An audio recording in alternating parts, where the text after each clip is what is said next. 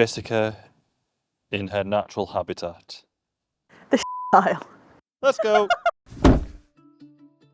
We've bought a falling down farm in Scotland, and together we're trying to document the process of putting it back together into a beautiful family home and sharing it with you guys in the process. If you want to follow along the journey, go ahead and hit the subscribe button and the bell icon, which will give you a notification every single time we upload a new video. But for now, let's see what we got up to this time. Rare occasion of Jessica running. Just wait for her to deck herself. Which bit? Just go in.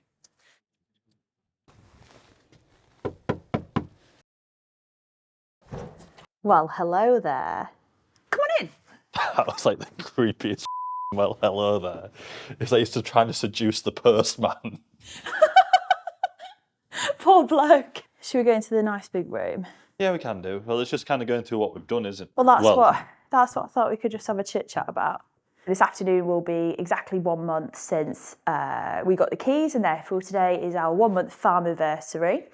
And we thought it might be a nice idea to just sort of cover off some things that we've done, which you guys will know about, but also perhaps touch on some things that don't really fit into any of the vlogs that we've been doing. But we thought we'd start up here in the main farmhouse. So as the first thing that you guys all know is the hard floors. The massive benefit about the hard floors that we've found is that they're in pretty good condition, to be honest, and they give us options from a budgetary perspective. So this room is massive. The room that we're stood in now is absolutely huge, and the whole property is big as well. So the concept of having to carpet all of that would have used a lot of finances, realistically speaking. So although we're not going to save all the money, it does mean that we can sand back, strip, repair, paint, stain, whatever, the wood floors that are running through the house that are in good condition, and just give us an extra couple of years to get those sections fully carpeted and fitted out. So there are some really good finds. This floor in here is not the best floor, but it's a really good floor. The library floor personally is the strongest floor for me, and that one I'd always love to retain as wood. So that's a fantastic thing. So the first thing that we found is the floor. The second thing is the coving and the ceiling rose in here does actually turn out to be original, as far as some people who know what they're talking about have said when they've come and looked around, because it still has the original smoke holes. So this is something that I'm gonna really try and save, if at all possible, in this room. But this room's actually probably one of the better rooms in the whole property. So it might be worthwhile going and showing you some of the bits that have had quite a lot of bits done to them. So we'll head over into the darker parts of the house now. Up here, we've obviously looked in our roof update, the recent one, about why this patch is patchy. This whole section will come down, so that's something that will just come down anyway, but again, loads of other priorities.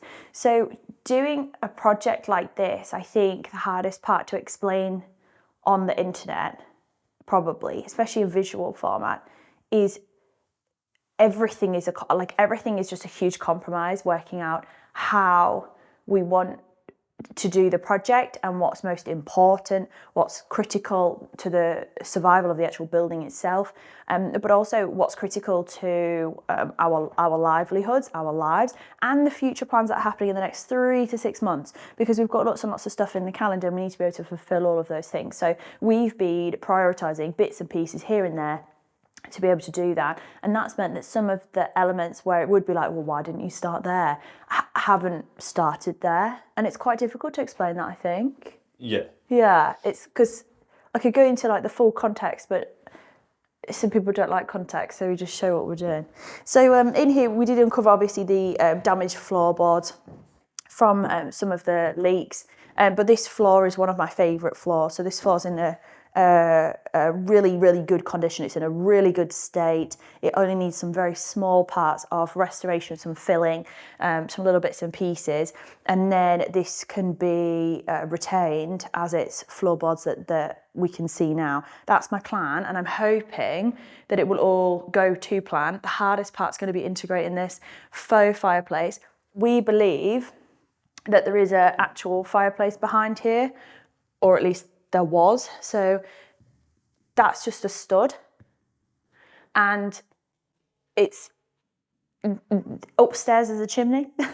So it's whether the two connect. Not much else has changed in here, realistically speaking, so we'll reverse around the corner. Beep, beep, beep, this vehicle is reversing. And head up into this section. So this is where we kind of go from not done a great deal at the moment to done a fair bit. You also stripping out in the stripping out video in the context Q&A one that this downstairs wet room area has been ripped out. So in its current condition, she's not wet. The floor is finally dry. We've got some last remaining spots on there of the kind of like puddle that congregated in that section. So that's all drying out. This section is drying out as well of the concrete, so that's good. The walls are mixed in terms of like where they're dry, where they're wet, but the timbers are all drying as well. So you can see the floorboards from upstairs, which are completely shot. And you can see them and where they've walked, but even they've dried out in the central strips. So this is all drying really nicely as well as it could. And this wall, when the original covering was taken off of this wall, you could see water on it. So you could see all the condensation that had been stuck around it. You could see drips coming down. You could see water coming out of the little nail holes here. And as it stands at the moment, although it's not dry, it's definitely not wet. So loads and loads and loads of positives to take in here. What a difference a month makes in terms of sort of regaining a little bit of structural integrity. When we can get the electric on in here and the water on in here, which will be maybe a month or two out, then we should be seeing much more gains in terms of drying out. But because no water is now coming through here, thanks to the roof, it means that we're at least in a better place. So somewhere where the roof failed on changing was down here in the pantry. So this is called the pantry area, and you guys last saw this with blistering blue paint and a hole in the ceiling. So what's happening here is obviously when the roofers were coming to start on this section and strip it, the whole roof just fell through basically, and it caused a little bit of damage in different places, and it also caused some damage to like the door, for example, things like that. So what they've done is the roofers actually did it whilst we were away. They've just stripped out internally the plasterboard, lath board, everything that was in here is a bit of a mishmash, and left us with what we can see now. And some of this stonework is freaking beautiful, absolutely beautiful, massive stones, and these are drying so well as well. So this is all starting to dry out. You can see some of the sort of damper areas coming through, but amazing progress. The mortar in here is fairly good. To be fair, it's not great, it needs raking out and repointing, but it is in a fairly good condition, so that's fab. And then we've got the height. So there's the height in here. Those two pipes are soil pipes that run from the toilet down into the septic tanks. But the original stonework that you can see is, well, I think it's beautiful. I don't know if everyone else would, but I like it. And then you might be like, well, what's this blue bit? So this blue bit is the other side of the archway in the library. So not quite sure 100% what to do with that yet. So let's head out. But this, oh, sorry, the roof is dry. I forgot to point at the roof. Have we pointed at the roof yet in terms of the new structure down? Still need more wallpaper out of that section. But again, it's just not a priority right now. So all of the carpets are up everywhere. We'll go show you upstairs. Oh, Dan, you've left your fence. Thou shall not pass. I was just going to say the exact same thing. Thou shall not pass. But I think this is actually maybe a really good educational moment, to be fair, because what this is it's a full section that's been ripped off of in there of lath and lime wall. So this is actually a really interesting thing to have a look at. Before plasterboard existed, which was like 1920s, 1930s, the traditional method was to use lath, so little slats of wood.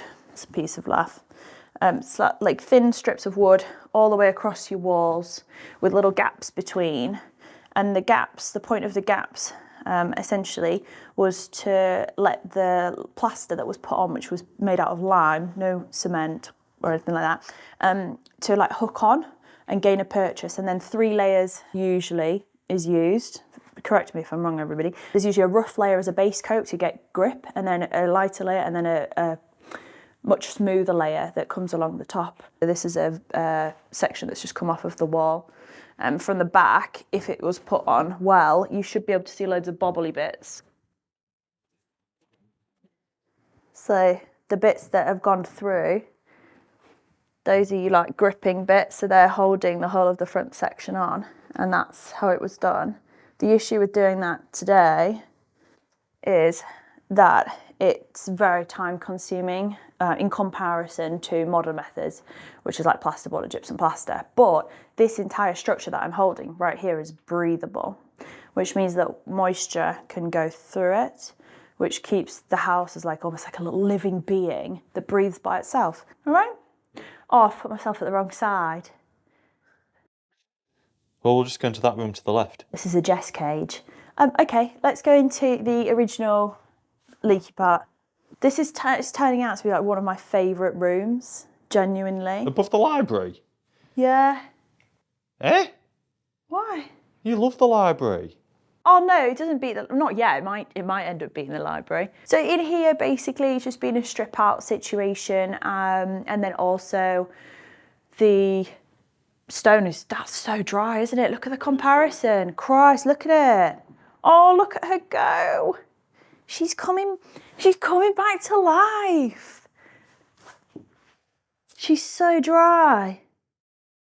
To say that's 2 weeks since that was all boarded up properly now, like the roof in place. Yeah, it might have even been a bit less. So it was way darker than this, and all of the lime was also dark. It looked almost like really dark grey stone, but now that's come up, it's so light grey, isn't it? But on the top side, I don't know if you'd be able to see that, those stones on the top of the gable end are huge. It just makes you think, like, how was it all done in the olden days? In here though, it's technically not, well, it's not, I was gonna say it's not finished, obviously. Yeah, let's get the bedroom furniture Screw it, in. let's put the bed in. It's not, this roof area is not finished yet. So slates are only up to probably halfway up this pitch, maybe, ish. And the rest is felted with a temp cover. So we can't start, you know, doing curtains and paint selections yet. Well, I probably can, but we can't do that yet. It's not the right time. So this corner, if Dan goes over perhaps to here, yeah, there's a lot of wires like knocking around. This corner where I'm stood now is the part where there was that section of like wallpaper coming down, there was mould on the carpet, and it just wasn't, you know, doing that well. But this section of the roof actually was probably one of the worst, even though the flat roof had like kind of come through. This was probably more of a slow burning, deadly situation happening, and the compromise on all of this section of the roof passed down to the lower section, which was completely gone. So this is a really good one to have put together. It's not finished, this isn't finished yet. We've got more bits and pieces that need to be changed and polished out, retained as many of the timbers as is physically possible, including splicing new supporty bits in just to try and keep as much of the original fabric, but obviously it needs to be safe. So that's been a priority. I'm so happy with that. This was basically where it all went to pot, isn't it? Really. Again, like we've said, there's more bits to come out. There's the plaster to rip off of all of this. This is all gypsum plaster, which is okay, but this being gypsum plaster on brick is okay, but where it joins to become the stonework just behind there, that's going to always cause a bit of a weak point in that area. So there's a lot of things that need to be taken back and done a little bit differently, because there's probably no moisture or vapour barrier behind that, which kind of causes its own set of problems. The bathroom is the bathroom, no real issues there. That room you guys have already seen quite a bit from Dan ripping it out. Seems drier. Looks drier. It's giving me dry vibes in like a good way. I don't know if it's worthwhile showing in here, just because the wardrobes are still in the middle. We're like halfway through this part, but I think we should still go in. Oh, look, you can see this is the other side of lath as it sits on a wall. So this is the front lath covering, like this one. So this is this room, but the other side of it, like a stud wall, this is the back of the hallways. So that's how it looks when it's actually not all over the floor. In this section, this corner had a lot of like mould growth happening in it, and there was that carpet that was all ruffled in here with the wardrobes. So in here, the fireplace actually is just completely faux. There is nothing structurally to insinuate that that would go into a chimney. So that's not. The roof ends because they don't touch the stonework at all on this side of the gable, just because of the rot underneath the stones, and it's just a disaster up there. So they're currently being literally, they don't touch it, they're being propped up by 2 wooden little posty things. I mean, not ideal. I mean, I don't think we'd classify it as ideal, but again, you come in 1 truss's width from the edge, everything's looking okay. So that's good news. It's really good news. Really good news. An amazing stone on this end as well. I absolutely love it. Genuinely. It's gorgeous. I think it's amazing. So we've still got the rest of this room to strip out, but not that far away, are we, Dan? We're not that far away. I'd like to think by the end of next week, everything upstairs to the stairs will be stripped out. Super. Like that plan. Awesome.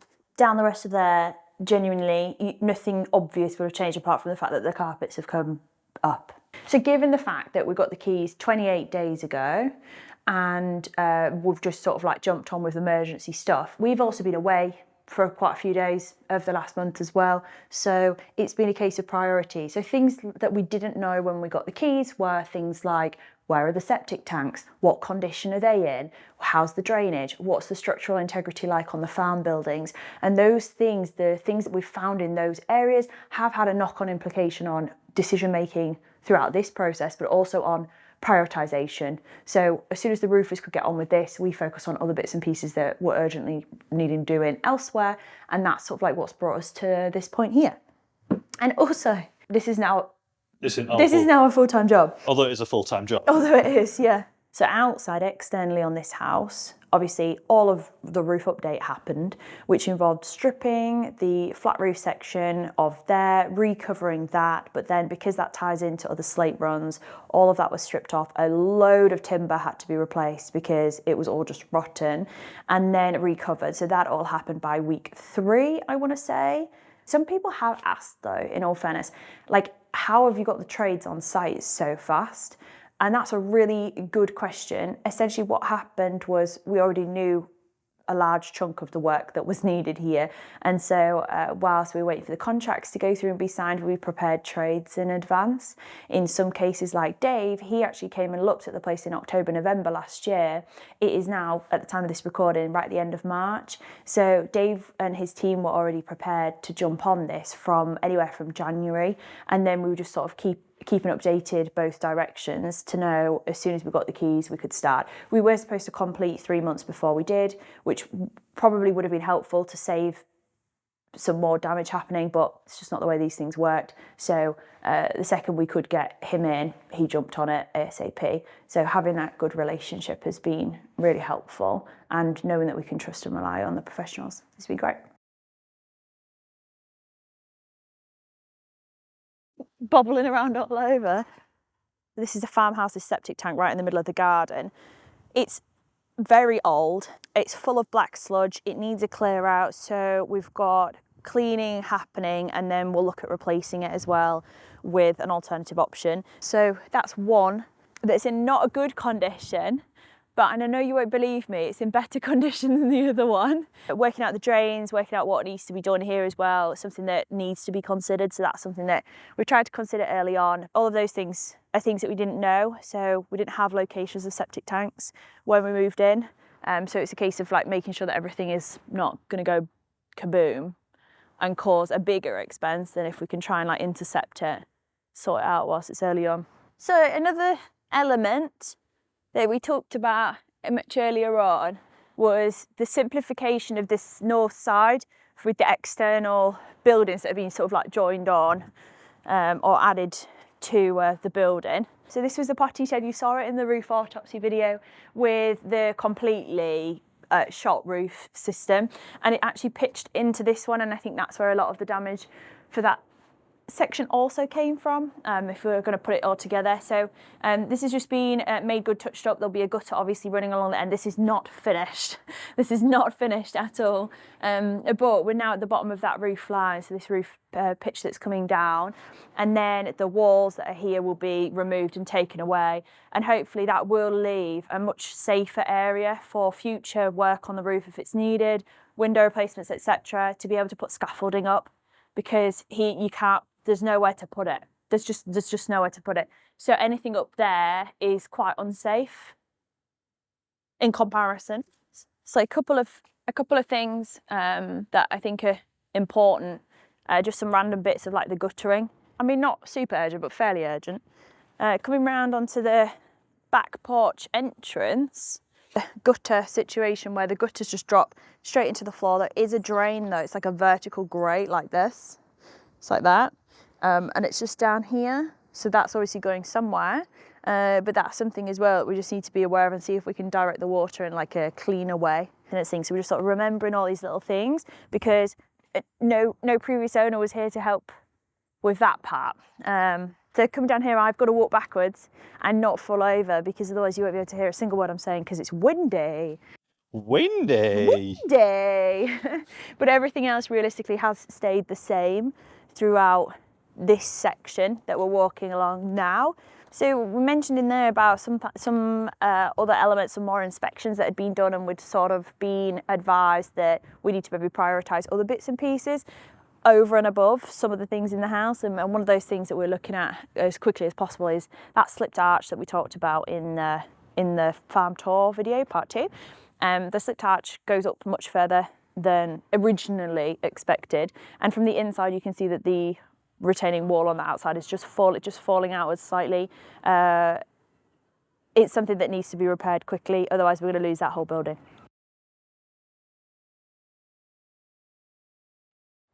So this one again is another one where we've got some issues. You know, you can stick your whole hand in the cracks that's coming through in this section. All of this is just tipping out the front. So all of that needs to really be sort of taken back down and then rebuilt, repointed to make sure it's going to support, because it's leaning out fairly severely. The lintel at the front is wood, that's gone. And then the coping stone rot again up at the top. So normal bits and pieces on that building. And it's a case of restore it as best as physically possible so that we don't end up in a situation where it looks like that. Nobody wants that. Granary A needs some roof help, mainly in the truss on the back side where it's looking like a little bit of a bend. So that's something that also is a fairly urgent one. Other than that, Granary A and B, clean bill of health, so great news. When we first came to view the property, the buildings weren't included in it at all. And so when we'd put through our offer, it was originally declined, and then the seller repackaged the whole property with the buildings. But because we'd already made an offer and because of the timing, we were out of the country, we couldn't come and view again. So we just sort of picked these up as in whatever condition they were. So first month, this was the first time we've ever looked in them. Crazy times. As Tanya would say, would you risk it for a chocolate biscuit? I love how funny you think you are. I try. There'll be someone on the internet that is laughing at that. Oh, it's tanking down today, Nugget. Tanking. Need to put a speed limit in place. So you're going to see in next week's video a little bit about the flood that was here and how we have emptied the flood waters. How you can take credit for that one. You did that. Thanks, Nugget. I actually said when I came out to check on her, I actually said rather you than me, because it was a horrible day. And it's going exactly where it needs to go now. Look at the cleanness. Amazing.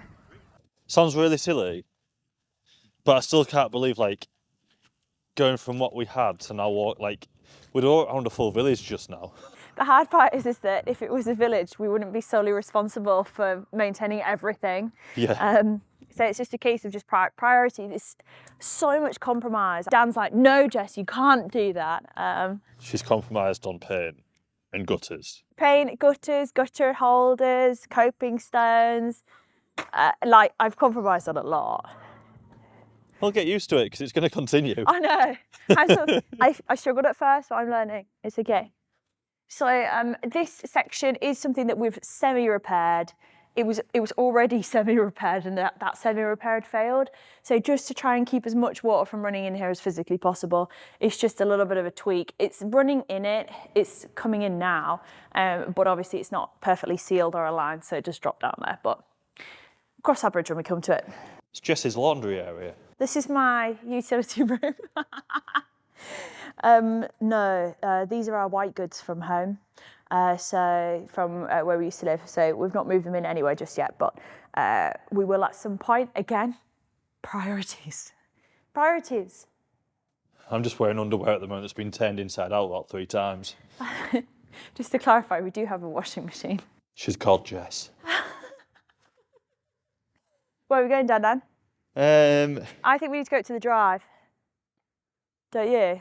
Well, you've done that in a roundabout way, haven't you? Yeah, I should have gone back. So what we'll do is we'll just do a quick segue up to the entrance driveway, where I just want to cover off one thing and then we'll nip to the cottage, yeah? Give you a race. A race to the top? Yeah. All right, go.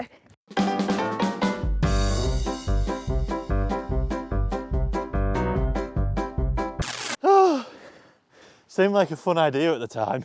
Well, that was a silly idea, wasn't it? You don't realise how much of a hill it is. So what happened here was, at this point where the drive forks into the house and down to the yard, this area was quite bad, to be honest. Very difficult for small cars with maybe not country ready drivers to be able to navigate without damaging the car. They'd bottom out on it. So a neighbouring farmer really kindly said that he would give us some stone, and also one of his farm hands lads, I'm not 100% sure because I don't know the ins and outs, but both of them absolutely amazing.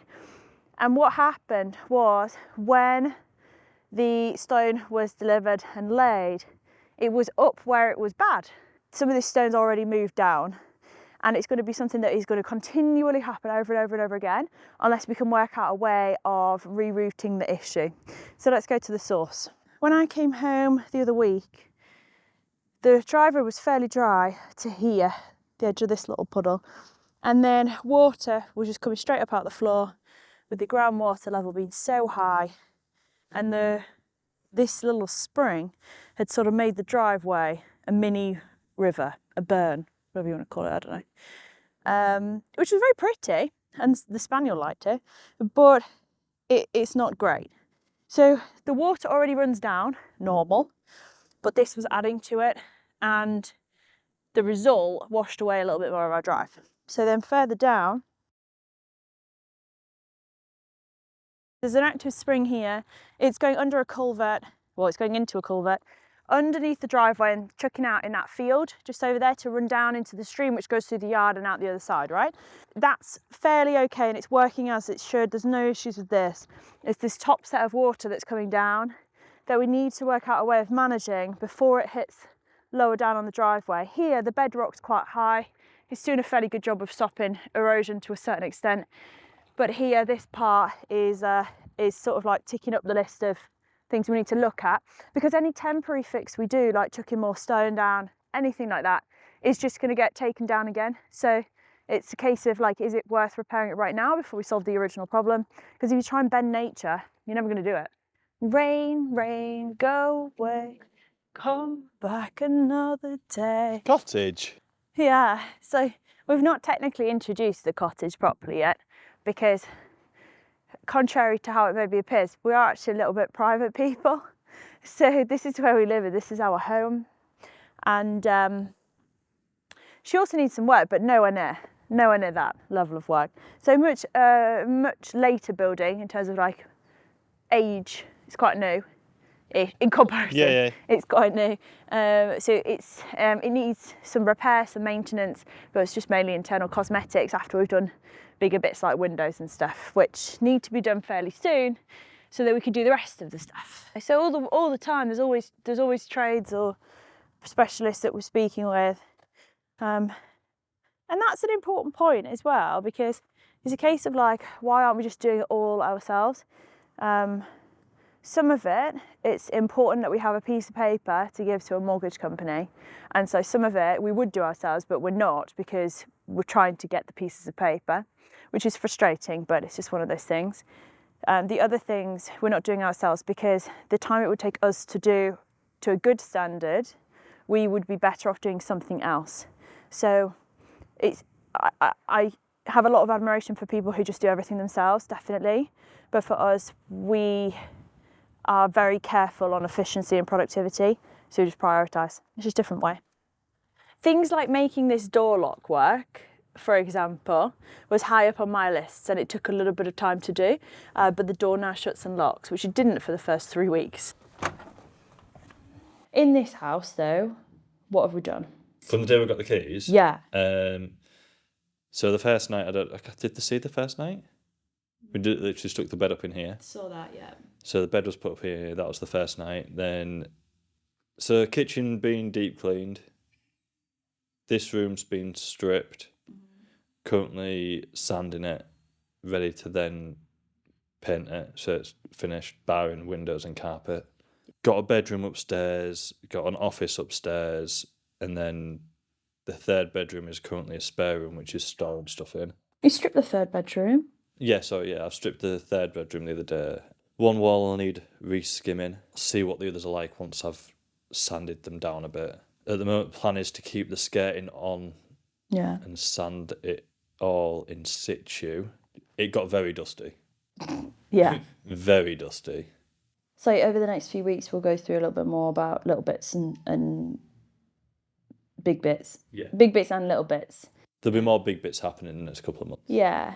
It's just we're sort of like balancing between the two houses. Some people would say finish one and then do the other one. We can't, because that'll get, if we focus on this one, that would get would have gotten substantially worse. If we focus on that one only, then income generation for us slows down. And that's not a business decision that we can take at the moment. So it's, again, balance. It's a balance of compromise. Yeah, it's a huge balance. Everything with this is a balancing act. Like, there's lots of things that we have and will come across that we'd like to do, but we can't because we've got to balance everything. In the end, it's going to be okay. It'll be fine. It's going to be worth it. It's going to be fine. Have that. That really